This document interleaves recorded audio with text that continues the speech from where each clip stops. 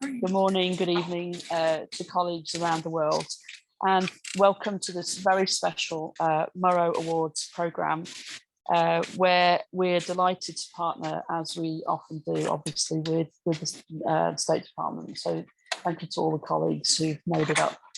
I don't know how you got up here, but anyway, no comments about public transport. And obviously we're here to honour and recognise one of its finest, Daniel Langenkamp. So welcome to Fletcher. We have, as I said, people online. This is being streamed, and so we welcome the entire Fletcher community worldwide, and friends and colleagues from State from around the world. I'm really pleased to be able to welcome Liz Allen here, the senior most US official for public diplomacy, and I'm pleased to see President Biden's nominee for a permanent role in the Under Secretary of State position, which is critically important and which here at Fletcher we hold very, very important given our history. Dale Lawton. Dale could not. Dale's not here. Okay, so notes did not get updated this morning. Also, is Walter Brownlow. Thank you very much for joining us, State Department Senior Faculty Advisor at the US Naval War College, and Stacey Williams, who handles outreach and partnership for State. I'm sure trying to organise anything with Tara has kept you up late into the night. So dynamic as our professor, so but thank you. And I also want to welcome and acknowledge David Mulkey, who hosted Mr. Langenkamp in the class this morning, which I understand was Chatham House, and therefore very interesting. So thank you very much. We have State Department Fellows here at Fletcher. We're not the only educational institution that does. They are critically important members of the faculty, and they make a huge impact in the year that we're here. And David, it's been really, really wonderful to have you with us, and you've really made a big impact here since you came. We're delighted to host this event together with the Morrow Centre, where Tara plays a critical and important role, and where we are growing the sort of centripetal force of centripetal.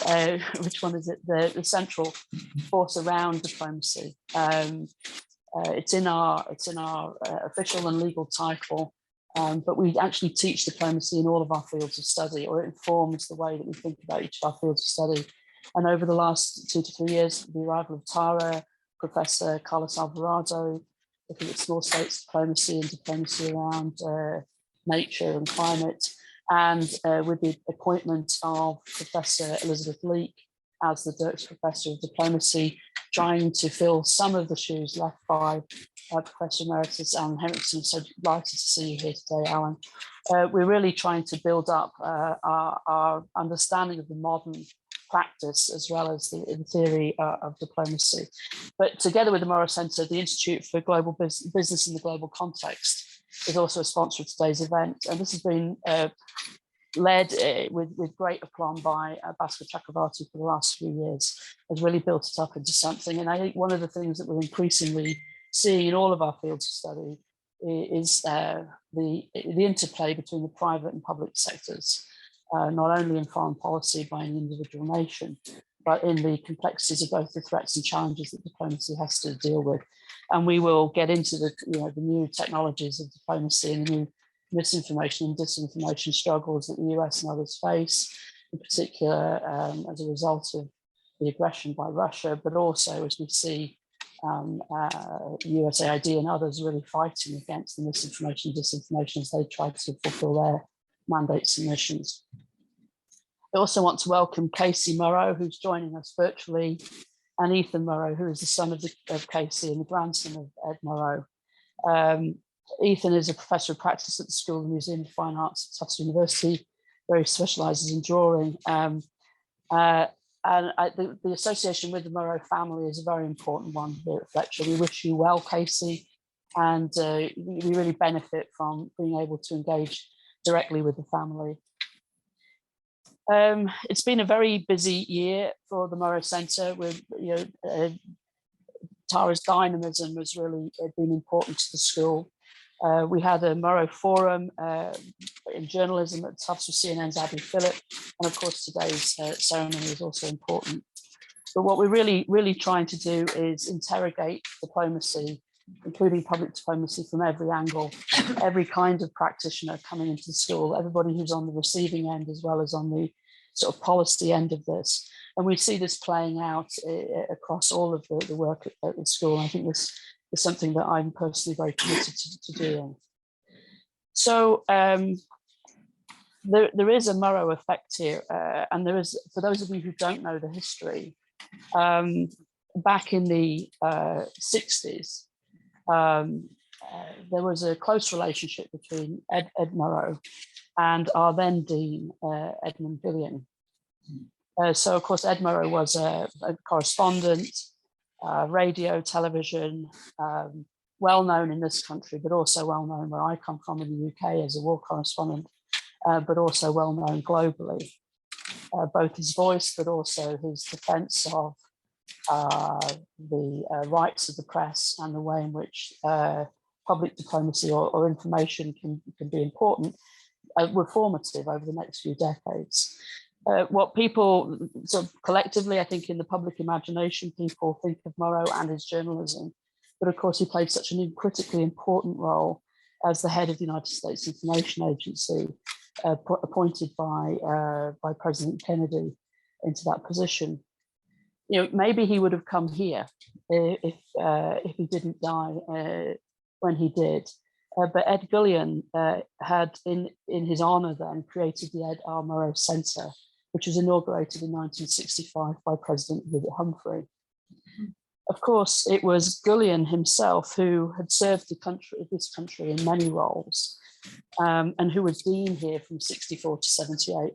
It was Gillian in 1965 that coined the phrase public diplomacy, which is why there is such a rich thread of exploration of this issue going back decades here at Fletcher, and we hope continuing into the future.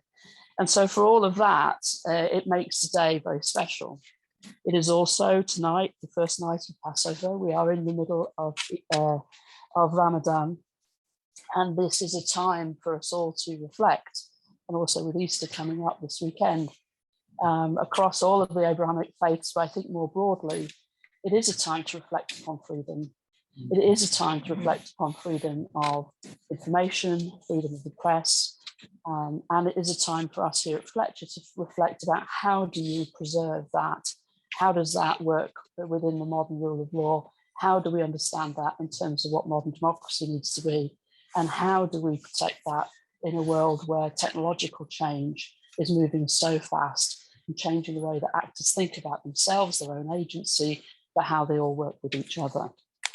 So I think that's frankly quite enough for me. There are much more interesting people in the room. And with that, I'm going to turn over to Liz Allen. Thank you so much for being here, Liz. Thank you for all that you do. And the floor is yours. Thank you.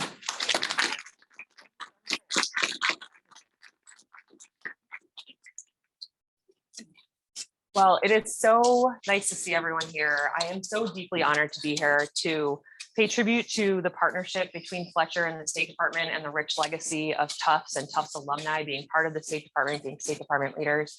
And most of all, I'm really honored today to be here to honor Dan Langenkamp. It was very important to me to be here to pay tribute and to tell you all about the work, so buckle in, of indeed the best of our best of public diplomacy officers at the State Department, and Edward R. Murrow and his family who are here and joining online indeed should be very proud to have Dan associated with his legacy for more reasons than one, which we'll get into. So thank you for having me. Thank you for having those of us at the State Department. Thank you for spending your lunch hour with us. We'll have some lunch after. I want to thank Dean Kite for the very kind introduction, for reminding us of the role of Dean Gillian. I actually didn't know about the public diplomacy phrase being coined here, so we all have something to learn all the time. We know that this is obviously a center of learning for public diplomacy. We are teaching the next generation of public diplomacy and diplomatic practitioners, but there is such a rich legacy here, and so thank you for having us, Dean Kite. And of course to Tara, who, for those of you who don't know, has a very rich career in government and nonprofit work and in media, and was the Undersecretary of State for Public Diplomacy and Public Affairs under Secretary Hillary Clinton. And I'm very honored to be following in her footsteps this time around doing it now. So thank you. Before we get to presenting an award on public diplomacy, I don't want to take for granted that everybody here and joining us online knows exactly what public diplomacy is, because it is a specific component of our State Department work. It is a practice area at the State Department. I would argue, and most public diplomacy officers would argue, that everyone should aim to be a public diplomacy officer, because it is the work of everyone to be building relationships and to be making sure that truthful information has an opportunity to reach audiences, whether it be through media, social media, or relationship building. So I'll just tell you a little bit about the work we're doing at the State Department now, how we're thinking about the work. We could do a whole hour on that. I know we'll get into some of that in the panel, which we're looking forward to. But for those of you unfamiliar, the work of public diplomacy is really predicated on the idea that people are going to shape the future, and that relationships between people, not just relationships between governments, are what's ultimately going to be sustaining. And so we work to build trust and credibility across the world to help achieve foreign policy goals. We know that it's up to us to build relationships to strengthen America's leadership in the world. And I would say that it's the work of public diplomats that are strengthening those relationships one person at a time, one relationship at a time, to add up to a greater strengthened partnership of alliances across the world. At the same time, as we all know, and as we'll be getting into, the information space is an increasingly contested theater of competition. We know that actors like Russia and China are seeking to manipulate the information space for their gain. And so we have to make sure that our edge and our ability to spread truthful information, to counter disinformation, to confront foreign malign influence is at the forefront of our public diplomacy strategy, right alongside all of the long-term work that we are doing to build these relationships. We know that challenges we face will not be solved alone through the traditional model of diplomats and government officials meeting behind closed doors or in conference rooms. As I like to say, it's no longer bilats and boardrooms here in diplomacy. We know that we have to build these relationships between the NGO community, the academic community, the civil society community, with students, with museums, with sports teams, with independent media outlets, ultimately to give ourselves the edge on U.S. foreign policy goals and values. And so, of course, we at the State Department are grateful to Fletcher for teaching and training our next generation of diplomats to understand that it really is global challenges that we are all going to look to solve going forward, and that part of our role as the United States and part of our work as public diplomacy practitioners is to enable leaders across the world to be change agents in their own communities, right? To be change makers, to solve problems. It turns out we're really good at identifying the leaders of tomorrow. At the State Department, there are over 659 heads of state that have gone through a US government public diplomacy program. That's a lot. And so we're really committed to identifying the leaders of today and tomorrow across the world and working in partnership with them. And so for all of you at Fletcher who are joining us today and who are joining us online, we need you. Come join us. Come find any of us in the State Department afterwards to talk about how you might be able to be an intern, which we pay now. Or take advantage of one of our many fellowship programs that gives people from diverse backgrounds with diverse areas of expertise opportunities to come into the State Department. We need people from every practice area, whether it be media, public health, emerging technology. You don't need to be a political science major to come into the State Department, quite the opposite. We need everybody to be able to solve global challenges. Which brings me to this moment we find ourselves in time, right? When there's so much going on in the world, when geopolitical developments are playing out faster and faster than we can keep up with, and when we are trying to solve big structural challenges. We're here today to talk about Dan's work, so we'll talk a little bit about Russia, Ukraine. We know that February 24th marked the one-year anniversary of Russia's invasion of Ukraine. And in addition to its actions on the battlefield, Russia has deployed widespread coordinated disinformation campaigns to sow disorder, divide us and our allies, and cover up its malign activities. Russia's leadership is strangling what remains of the Russian independent press. The Ukrainian people, on the other hand, have demonstrated their determination to defending their homeland and to democratic values, and we will continue to stand with them. Central to our efforts in Ukraine is the work of public diplomacy and public diplomacy officers, who in Russia and Ukraine and those stationed around the world are helping disseminate accurate and timely information to audiences and are strengthening our relationships with civil society leaders that we need to stay aligned and to stay solidified. This is where the work of Dan Langenkamp comes in. Few people are more intimately acquainted than what has gone on in Ukraine than Dan, which is what brings us here today. His dedicated public service, which I'm very excited to talk about, and exceptional work in Kyiv, both before and after Russia's invasion of Ukraine, has brought recognition from across our government.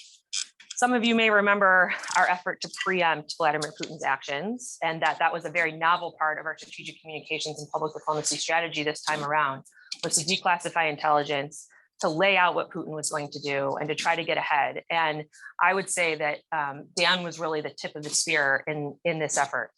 He was instrumental to our State Department effort to disseminate accurate information to the public as events were unfolding so quickly, which I'm sure he will talk about. And I will share with you a quote from a colleague of mine, State Department spokesperson for European Affairs. Her name's Nancy Van Horn. She's a dear colleague. And she said, quote, "Dan went above and beyond at a challenging time. His vision, skill, and commitment to excellence helped ensure that the world heard about what Russia was preparing to do before they invaded, and that they learned about the devastating impact of the attack as it unfolded." Dan was the sole public diplomacy officer on the ground in Ukraine as the embassy evacuated. He was also then yet again the sole public diplomacy officer as the embassy ran remotely out of Eastern Ukraine. And then again, as our mission to Ukraine reopened in Kyiv, we were all proud to see.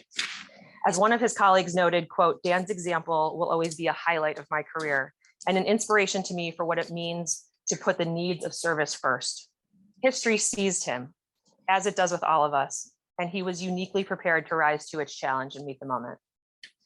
Dan tirelessly conducted back-to-back interviews each day, 7 days a week with the news media himself, while also keeping Washington apprised of additional opportunities for messaging. And I just have to tell you all today that when you're sitting in DC during a crisis and you're trying to communicate with the folks in the field and on the ground rightfully don't want to have to be always checking their phones and reporting back to DC. And it's a very careful balance because you want to give DC the confidence that things are moving forward and that you're executing, and you want to be able to give DC a very clear-eyed assessment of the challenges and what's happening.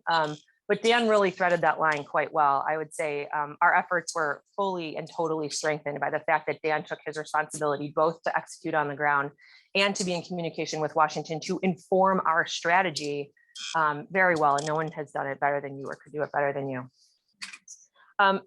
Importantly, and while we're here today for the legacy of Edward R. Murrow, Dan really stood out by standing with independent media.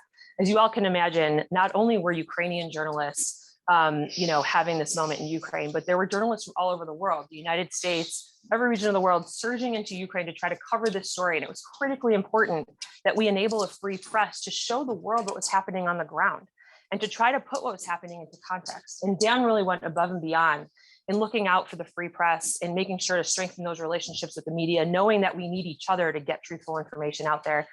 Even going so far as to think about their body equipment and dedicating your own time and money and resources and fundraising to make sure that journalists had safety equipment and vests and could do live transmission and all the things that are practically and technically needed beyond doing all the work of the messaging and strategy that we were relying on Dan to do. Amid uncertainty in those first few days of Russia's invasion, Dan amplified voices in the international press, stating that President Zelensky and his cabinet remained in charge. He debunked Russian disinformation, amplifying Ukrainian voices that were communicating the truth. And those early days of the invasion, when Dan's work really stood out as critical, provided the confidence for us to know that our partnership with Ukraine was going to stand and that we were going to be able to move forward. Hi, everybody. Come on in. I'm just talking about Dan Langenkamp. I'm going to keep going because he's that great. Sit over here. Yeah. I'll just share with all of you to wrap up here. Dan was relentless. There's a lot of words to talk about Dan: dedication, ingenuity, but being relentless in the face of extremely difficult, extremely fluid circumstances really had him stand out. One of our colleagues, I'll also share another quote because it was important for me to bring the full force of our State Department love for him here today. Quote, "Even in the darkest days and sleepless nights of Russia's assault on the Ukrainian people, Dan worked nonstop to safeguard journalists and get the truth out of how this horrific invasion destroyed the lives of ordinary people, and to profess the United States' unwavering support for Ukraine." It's Dan's hard work and excellent relations with the media that meant that if you turned on any international broadcasting station in those weeks after the invasion, you saw our embassy leadership or Dan on TV talking about what was happening, deploying our messaging points, making sure that people understood what was going on the ground. That was all the good work of Dan. It didn't stop there. Importantly, Dan put the safety of his own team, of our State Department colleagues, of our locally employed staff, who are key parts of our State Department public diplomacy teams everywhere, first. He ensured that his team had a safe place to stay, a safe place to work, and the means to be able to continue their work and work with Washington to continue the critical work of strategic communications, free media relations, and public diplomacy as Ukraine was being invaded. And of course, it's worth noting that Dan and his wife, Sarah, also a foreign service officer who also remained part of the team behind in in Eastern Poland. They were doing this important work critically 24/7 while they had to put their kids back on a plane back to the United States. And so to do all of this work separated from one's children just shows how Dan's dedication really broke through. Dan, Sarah would be really, really proud of you today. I could go on, but I want to call attention to a quote from Dan's former supervisor in Kyiv, Walter Braunhauer, who is here with us today. And he summed it up nicely by saying, quote, Dan has been the cornerstone of US efforts in the media in our fight for Ukrainian freedom and democracy. Based on all of this, it is no surprise that Dan's selection for the Murrow Award this year was unanimous by our selection committee. And it was our deep, deep honor to pay tribute to Dan's extraordinary service in this extraordinary moment in history. So thank you very much for your service, Dan. We at the State Department are so grateful that in this critical period, we had a talented officer like you with such integrity, creativity, and courage under exceptional circumstances. So in recognition of your significant contributions and unwavering dedication to the field of public diplomacy and in the cause of freedom, I'm honored to recognize Mr. Daniel Langenkamp here today as our 2022 Edward R. Murrow Award for Public Diplomacy. And I'd like to invite Dean Kite to give him the award.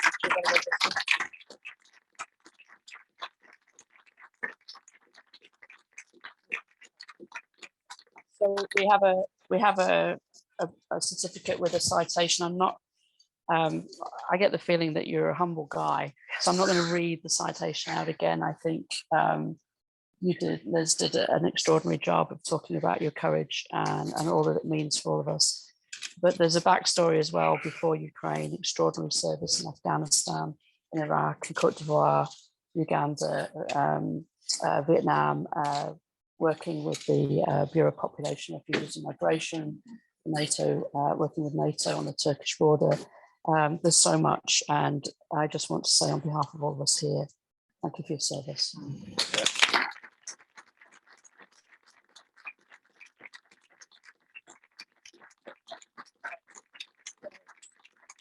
One more photo. Yeah, down in the middle. There you go. That's all right. Great stage management. That's right. We can Photoshop. Don't worry. Public diplomacy. Thank you. And there's another little gift. Is there another little gift you wanted Daniel to have? Yeah, of course. Yes, just a small Fletcher gift that we didn't want you to leave without Fletcher, because you loved it here. Of our affection. I have a hat that I bought here at the bookstore, a Fletcher School of Law and Diplomacy hat that I still wear with pride, even though we've changed the name. It's a great hat. Stains on it. I have it in the other room, actually. I would wear it if I can, because it's my favorite. Actually, I've carried Fletcher in my heart ever since I left. It's such an important place to me because I left Hungary, where I had been a reporter, kind of deeply involved in its sort of internal politics, working on its NATO accession. And Fletcher gave me the breadth to transition to this career that I have now. And so it plays such an important part of my life. And so it's such an honor to be back for me now, especially to receive this award here. I have to apologize for being so emotional. This, return, but also the war and everything. It's just, it's incredibly emotional for me. Obviously, what's happened to my family in the wake of the war is also, it's all wrapped up together. So I apologize in advance. No apology needed. I did want to say thank you to everybody here, but also to some particular people for this award. First of all, Walter. I mean, so we, when I left Ukraine, I was the last one sort of standing in our public affairs section, a section of 40 people that Walter led. And it was Walter's incredible vision that helped us take the risks that we took, be as aggressive with the press as we were, and give me the freedom to kind of get out there and really mix it up with international press and on our social media feeds that ended up where we are today. I think it really was your vision, Walter, and I just want to thank you.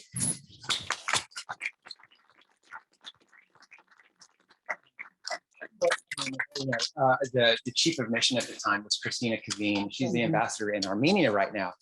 And, she was also in sync with us on this. It was our, thought as Russia was like bearing down on Ukraine.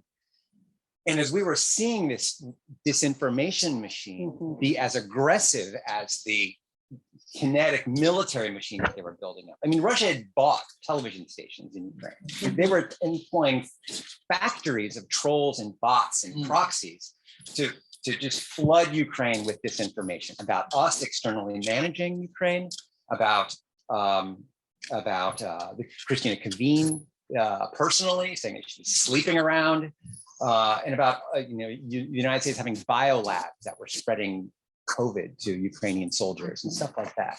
I mean, it was just, nothing was out of bounds for them. And so we realized that we had to step up to the plate. We had to get aggressive in our own media strategy and our own outreach to be able to push back on this. And so Christina was, obviously we were Christina was there and she agreed with us that we had to do this. She gave us the freedom to do this. And she personally took risks to actually get up there in front of the press and lay this all bare. Many chief of missions are afraid of that. They're afraid of hurting their reputation, saying something that will make the White House angry. And Christina, to her great credit, let me just book her with every single media interview that I could possibly book. So one day, I like to tell this story, like the day we got back into, Christina, political counselor, and I were the 3 diplomats that were allowed to return to Kyiv after we'd been away for several months. And there were some other people as well, mainly security officers. And Christina said, okay, let's just do all the interviews necessary. And so I booked her and we did ABC, CBS, NBC, BBC, CNN, Fox, PBS, and a couple of others that I can't, Al Jazeera. Like we just boom, boom, boom, boom, boom, did them all. And not very many chief of missions would be willing to do that, to spend the time on it, but also just to take the risks because the president is watching you. And that is a tough position to be in. So she deserves incredible credit. I want to thank you, Liz, for, not like saying this guy's nuts, throwing me out of the country, because I did feel like we were taking risks that were, and some things that we did make a few people angry. We made some mistakes. Objectively speaking, I look back and I say we made some mistakes, but objectively speaking, also some things that some people snickered at ended up being awesome and changing the way embassies look at public diplomacy. So I want to thank you for for looking at this. I honestly thought my career was kind of tarnished and done. And instead, I'm getting this great award. So thank you. And that's all I want to say. There are so many. Thank you to everybody at Fletcher. Thank you, Dean Kite. Thank you, Tara. It's just it's such an honor to be here and be receiving this today.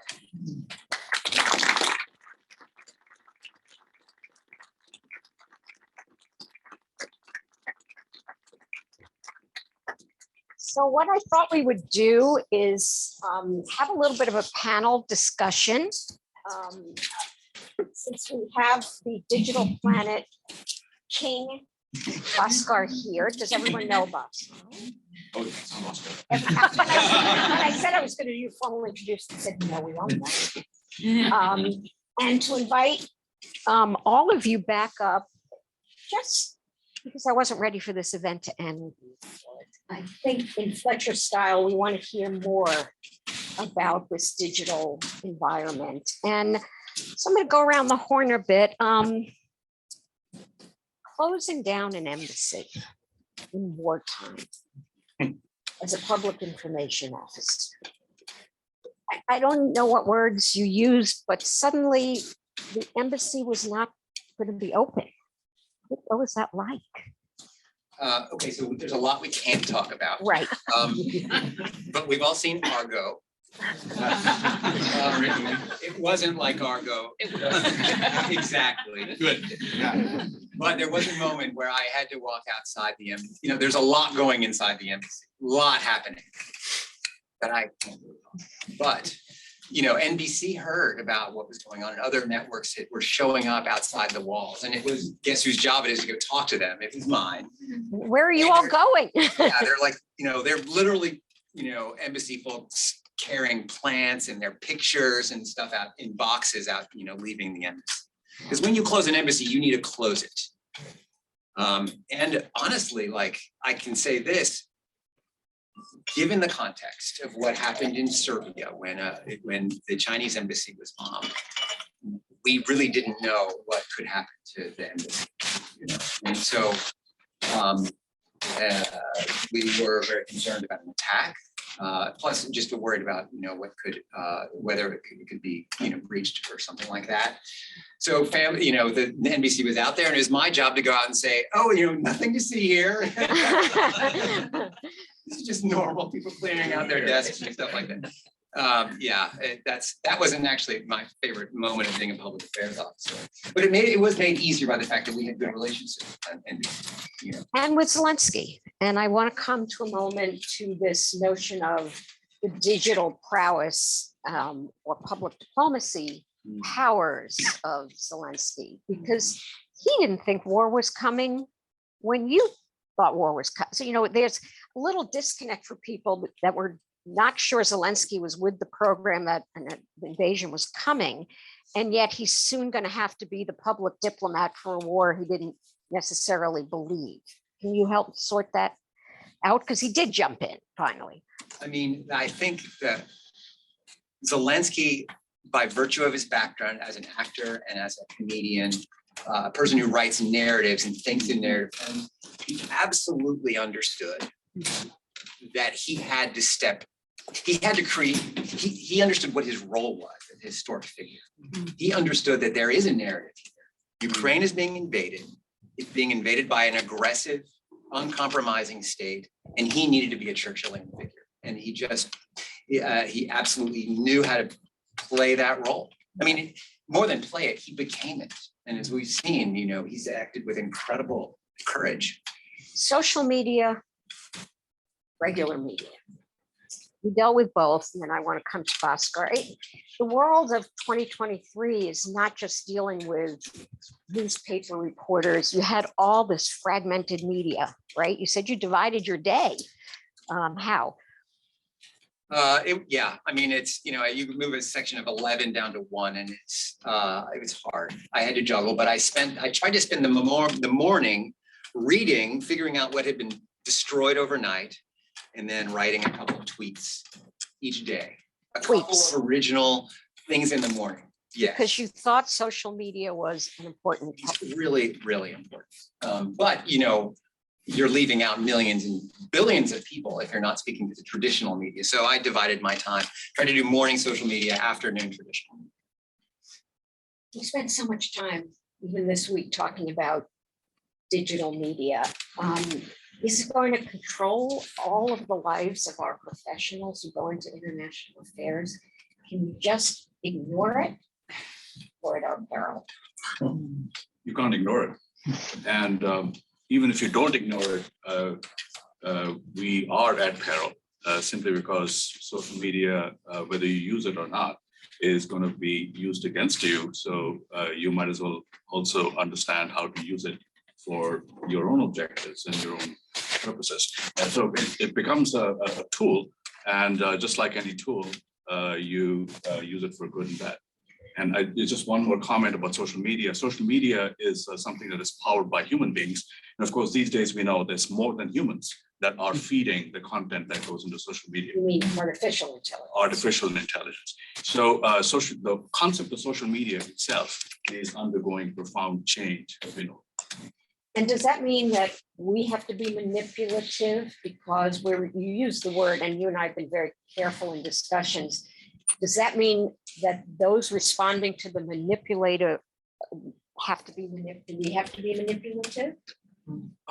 You have to, first of all, be aware that it is a tool for manipulation. And then you have to develop your own narratives for the positive objectives that you've got. But I do believe, and here I'm stepping into, as they say, uncharted territory, you need to have a framework of principles that you abide by. And those principles, stand for, if you're representing the United States, then what the United States stands for within the country and around the world. So you have to operate within those principles and quote unquote manipulate to achieve the objectives that you have in mind. Go for it. The bedrock principles, and then are you going to start putting AI into your equation? So AI is something that we're all confronting. I'm actually spending this afternoon at the MIT Media Lab to continue to get smart and think about how is AI going to be applied in the context of US government platforms and US government content. Which brings me back to one of the points about how we think about our US government edge in public diplomacy. There is so much conversation, rightfully, about how the massive amounts of content are overwhelming our content, or how Russia and China are manipulating the internet, to your question, Tara, and manipulating social media. I would argue that for us, it's not a question of can we keep up with that? We can't, but that's also the false premise, I think. I think it's more what gives us a strategic advantage. And I would argue that what gives us, the US government, a strategic advantage in social media is our credibility.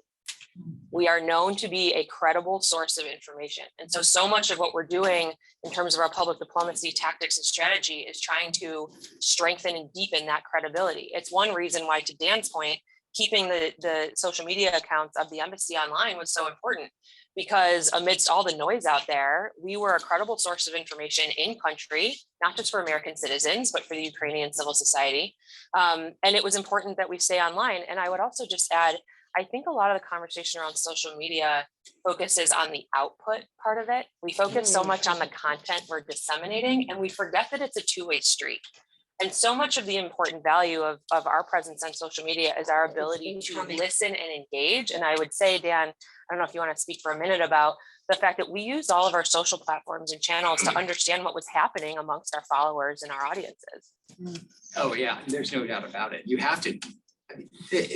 The best social media is really a conversation that you're having, not only with individuals, but with an entire society. So, your ability to identify something that's worth even retweeting and commenting on can, help empower people that need empowering, give voice to the weak.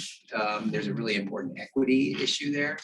And to Ukrainian citizens, you were telling me that you were watching the men stay and during this period, the women and children go, and where were they going to get information? That's right. Yeah. I mean, they needed access to it. One of the best things that we did in Kyiv, this is for American citizens, was, and we had to push to get this done, but we published the waiting times at the border when those long lines of cars. There were a lot of people that said, no, we can't change we can't be responsible or held accountable for we don't want to be held accountable for the, train schedule wrong and all that stuff. And I and a few other people said, no, people, they're going to one border instead of another border, and they could get in trouble, having to wait for days. So let's tell them where their borders are open.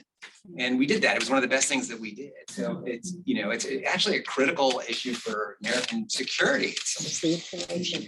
Let me welcome, I know we often do these programs without students in particular having an opportunity. Any hands? We'll get a mic to you.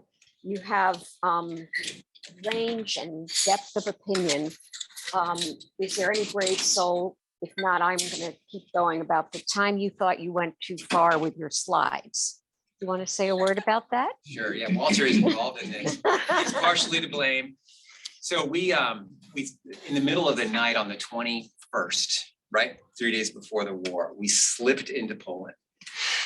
And the very next day, we wanted to demonstrate to the Ukrainian people and the world that we were not abandoning Ukraine.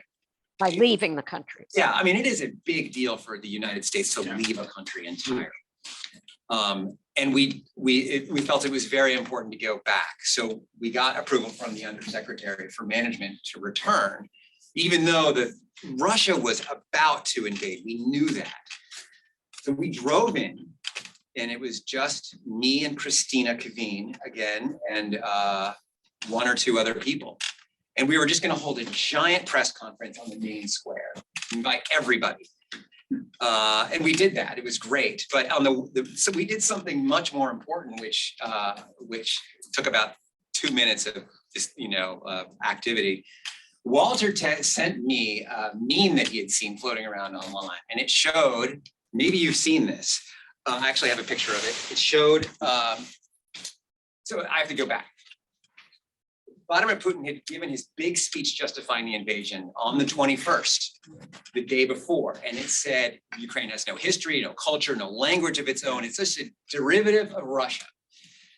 And of course, it's just a lie. And objectively speaking, it's a lie. And we wanted to respond to it. I spent a lot of time writing the speech for Christina that she was going to give. But much more important was this tweet that We'll send it around. It shows the churches of Kyiv that were built at 966, 1011, 1070, and it shows what existed in Moscow. And it's literally just a forest. There's nothing there. Did you do that? Ukraine, Kyiv was the center of Kievan Rus. Yes. That's where the history was. So this meme goes viral. So it goes I nuts. remember. 26 million people. 26 million people see this. Stephen Colbert talks about it that night. Wow. Gone big there. And that's when we knew we had arrived. Late night.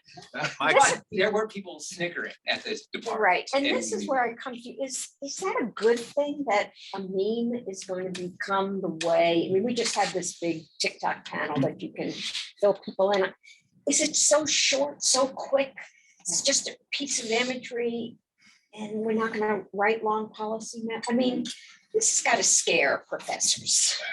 Yes, well, the medium is the message, and the message is dependent on who is the intended recipient of the message. So audience still matters. Audience matters. So as long as the audience can absorb only 3 seconds of a very complex piece of information, you get it in 3 seconds. So if it takes a me to get the narrative out, that's what you've got to do. And on top of that, you've got to figure out which media the audience is paying attention to. And where would AI then fit in? Unfortunately, AI could be used to accelerate that, to generate multiple versions of that meme. And then AI will be used and can be used to distort it. And we are going to see much of both as we go forward. Distort as in a deep fake? Yeah, absolutely.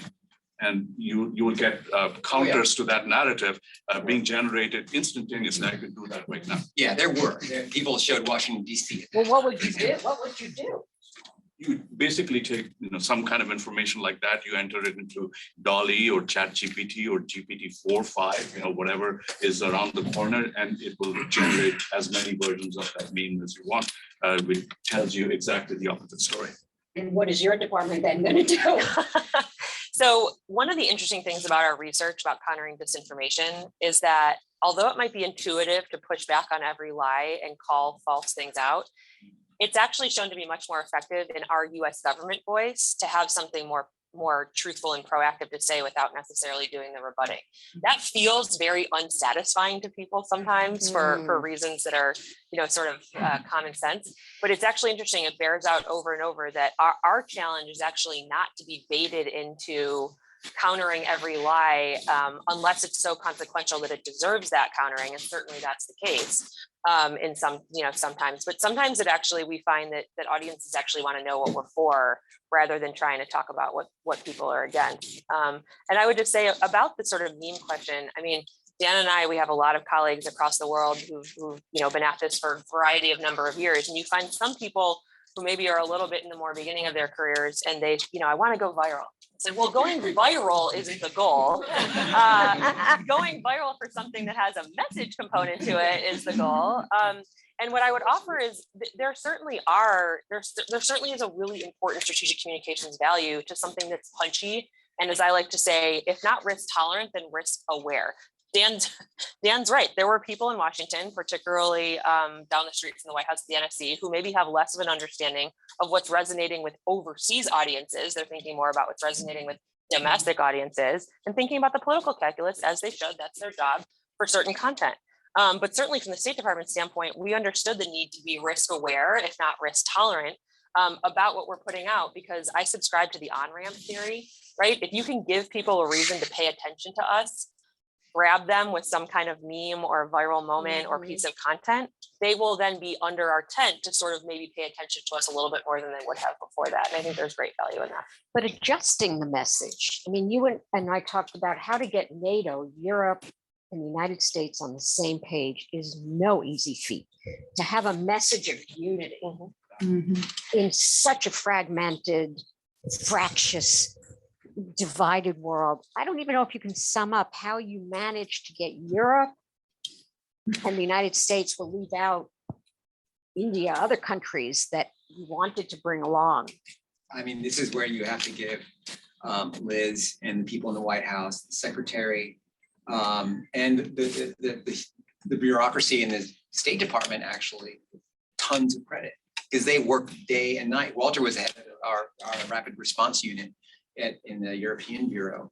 You know, these people had to coordinate out, with everybody to make sure that everybody understood these messages. It took a ton of work. Actually, I was lucky because I was out there in, and I didn't have to do all this work. I could do my own work while they were doing that coordinating. And it's hard.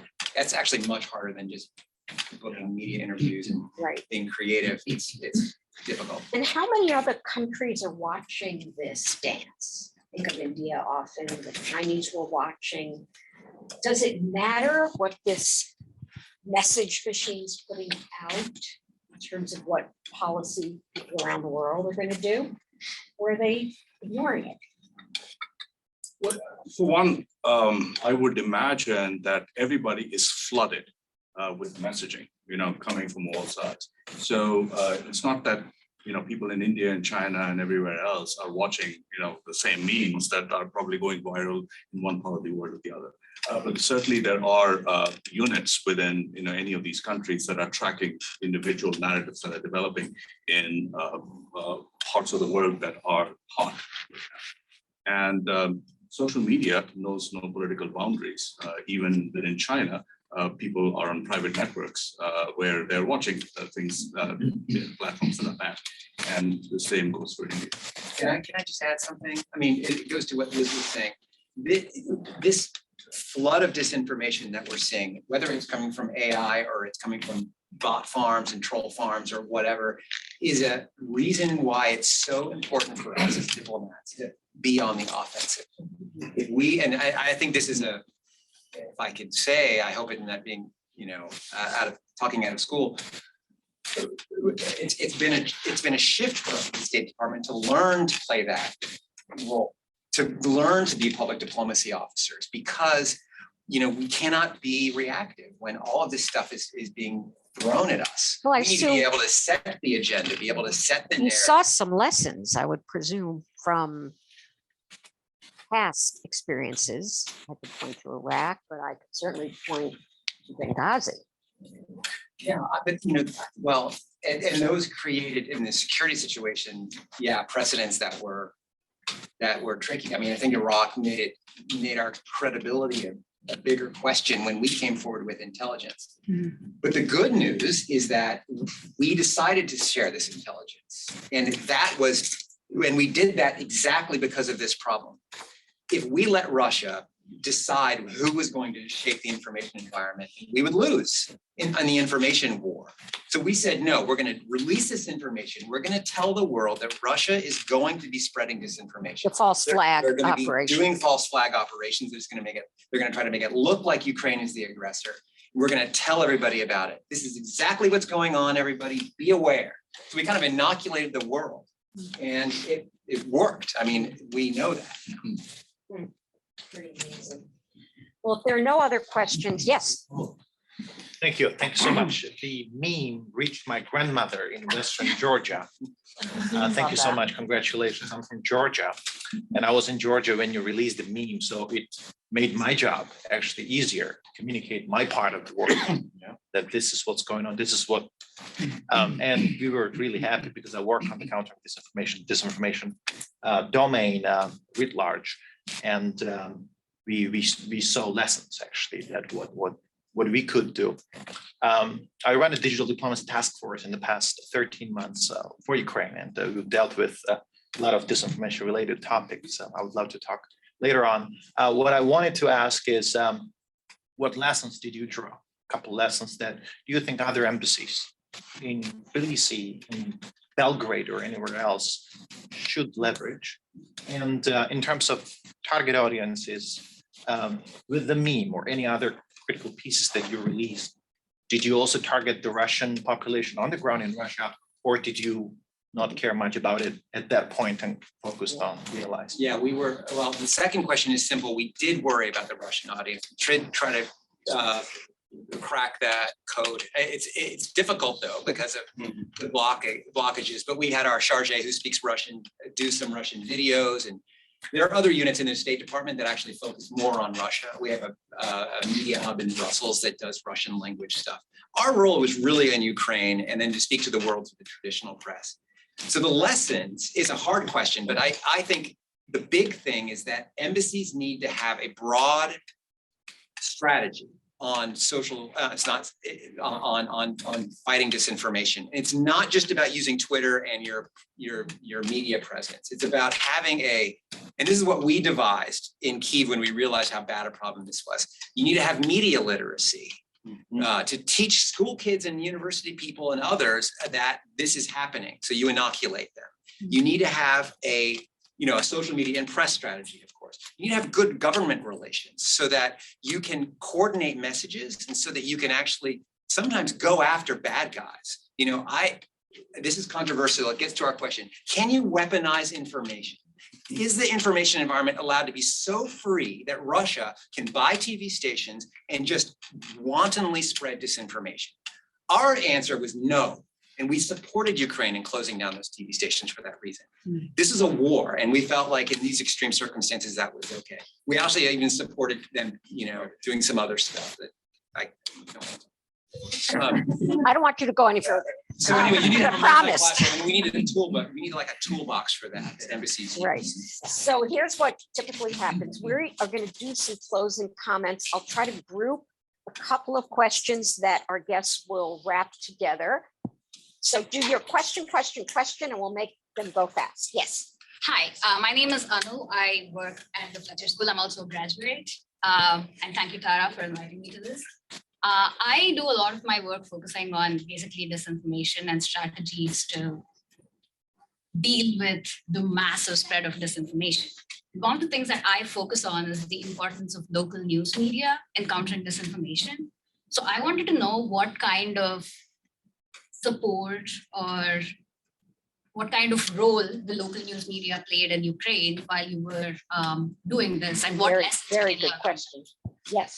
Hi, my name is Dylan. I'm a second-year Malt student. So I was just reading Joseph Nye's article about soft power, and he's talking about 3 levels: the daily communication, the programming, up until the exchanges. And from what I'm seeing today, the United States State Department has been doing really well on this front. So my question is, from your perspective in Kyiv, how did the Russians botch their public diplomacy so much?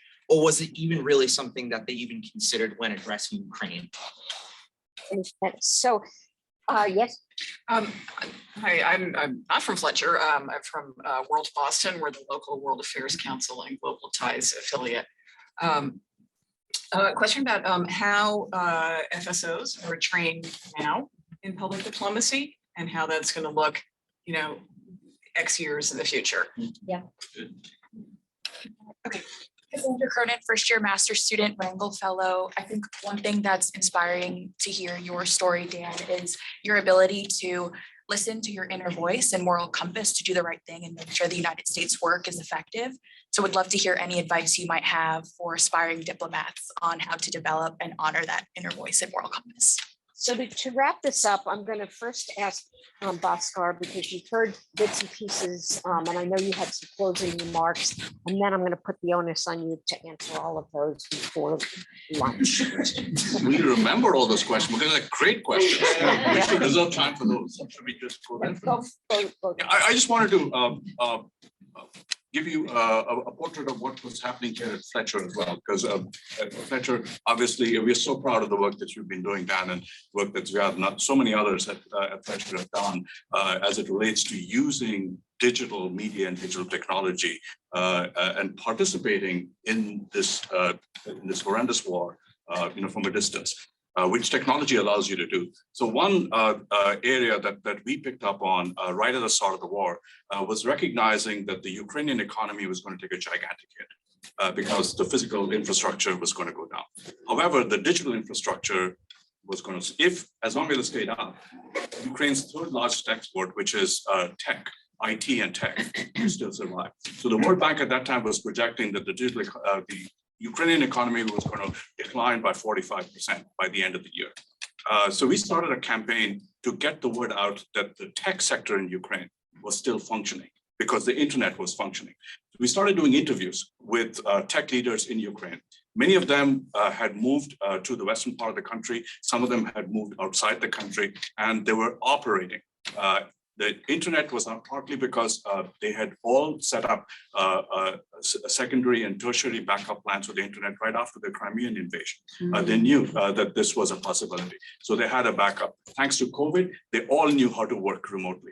So despite the fact that people were in Poland and Germany and other parts of the world, the organization could come together. What they needed was clients. So we started getting the word, trying to get the word out that the tech sector is open for business. We also corroborated the fact that even people in Kyiv whose homes and offices were bombed, they were staying in with friends or taking shelter elsewhere. They were continuing to work. We corroborated the fact that their work was being delivered to their clients by talking to their clients. So it's a great story. And it turns out by the end of the year, the tech sector in Ukraine had grown by about 25%. 25% in the middle of a war. This is the third largest export of the country. We went back and talked to them a year later, and they said we are still surviving and in fact thriving. And I just wanted to get the word out that the tech industry in Ukraine is open for business. Fantastic. So the closing to our recipient about the power of local news. All things are local, as we have said. The importance of training FSOs and training our own students to be savvy about all of this. And then I did, of course, want to give you a close on Murrow and the importance of credibility, but I'll let you take a sentence on each of those and then close us out on what we all share, which is a desire for credible information, credibly delivered. Great, and soft power. So local media, it's about the audience, right? So international media is talking to Western European, the international audience. Local media is actually how you reach the people that we cared most about, actually, is the Ukrainian audience. And they're absolutely essential. So I spend as much time working with them as the international media. And, I just wanted to say, we spent our entire time there trying to build relations with them. And so that when they came to us, it wasn't just about us giving them a quote that we would email them that they would stick in a story. Because by the time that they write that story, they need to know who you are. They need to believe what you're going to say. You need to have a relationship that they can trust. So it was, they provide, information that gives people security. They help disseminate our message to Ukrainians to help buck them up in this fight. So yeah, really, really important. And, I consider those reporters really great friends. I'm still in touch with them today. About, soft power, it just, to me, is a reflection of how out of touch Putin's regime is with reality. I mean, they could not have not known that that Ukrainians would fight with butter knives to expel them if that's all they had available. I mean, down to the smallest village, every single Ukrainian we knew was going to fight. was going to fight for the last man. And they've shown that. I just don't know how they messed that up so badly, except that Putin is just completely out of touch. I would say that on this episode training, it's a really, really important question, and Liz can answer this better than me, but I think we need to train all officers better on public diplomacy. And it's not just training, we need to give all officers practice speaking to the media, because there's too many people that reach the high levels of the Foreign Service without having experience actually engaging press. So, I mean, I would say this, Liz, this is, you haven't heard this before. We need to empower our spokespersons at embassies to actually talk to the press. So I'm a spokesperson, but I actually, Are you suggesting decentralization from the foggy bottom podium? Ooh, we better make this the last No. question. Risk tolerance. Uh-oh. I agree with everything then. So are we gonna train everybody up and then let there be a podium? Spokespersons, press attachés can deliver their own line? Absolutely. We want people to be able to tailor messaging nuanced to their audiences. They know, our people at Post, at Dan Sports, know what resonates the most in their communities amongst their audiences. Our job in DC is to equip them with a foundation and a place to go, but they should be able to expound on that. And I just want to say, Dan and I did not even plan this, but I could not agree with his point more on training public diplomacy officers is one thing that's important. We have to teach them to be data-driven, audience-driven, connect the dots on all of our public diplomacy tools, of course, but we have to teach every Foreign Service officer and civil service officer the importance of strategic communications and public affairs 101. I'm actually quite proud to say that we've made some progress with FSI on this just in the last few weeks. We are working to make a public affairs 101 course mandatory for every person at the State Department, because we need our political and econ and management officers to understand how the environment around them is shaping their policy-making decisions, and then how their policies go live in the world and how they're digested, because it's a cycle. So agree. That is Well, great. I want to begin by thanking our dean, our State Department delegation, our recipient, my colleague, other faculty here that took time out of their day to be here, and of course, the students who did all of this work. Please regards to Casey Murrow, and we remember Edward R. Murrow with great fondness today, and we know he would be so proud of you. So thank you, and go have some lunch.